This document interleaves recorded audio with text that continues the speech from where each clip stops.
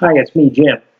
Thanks for clicking my YouTube page. Please click the subscribe link today to take advantage of all my new content and to get into some online conversations about the new standard.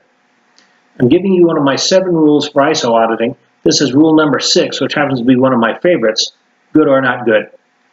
Clause 852 of the 2015 standard says, the organization shall identify the status of process outputs with respect to monitoring and measuring requirements throughout production and service provision.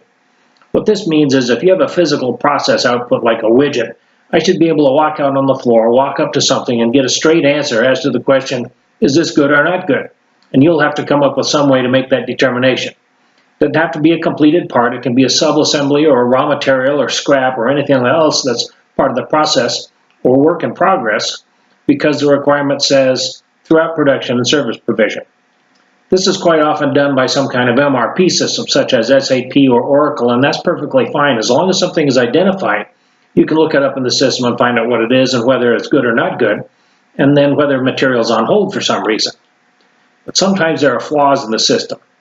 I did an audit one time in a big warehouse. There was a big wooden box. This thing was probably 36 by 36, and in it was a big electric motor. And it was sitting right in the middle of a high traffic area in the receiving area with a mop bucket sitting on top of it. It had been there for so long that it was part of the woodwork. I asked the question, good or not good, and it couldn't be located in the MRP system at all. It had been in the loading area for so long that no one could remember why it was there. So it was an easy nonconformance, good or not good. So are you required to have this be documented information? Are you required as part of the standard to even have a procedure for identifying things? Well, in the new standard, no, you're not. So in theory, you can determine how to identify it in your own way, including by training everybody whether something's good or not good. So if that's the case, how am I going to audit it? I'm going to walk up to the nearest 5 people, ask them if that thing is good or not good, and if I get an I don't know, I'm going to have to investigate further and possibly write a nonconformance, because it's likely that that thing, whatever it was, is subject to some disagreement as to whether it's good or not good, and you're not in conformance with the standard because you have to identify it somehow.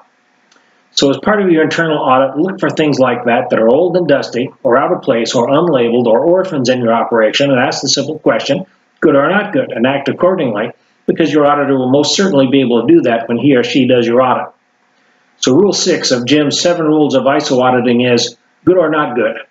Feel free to give me some click love on my website at iso-help.com, and thanks for watching.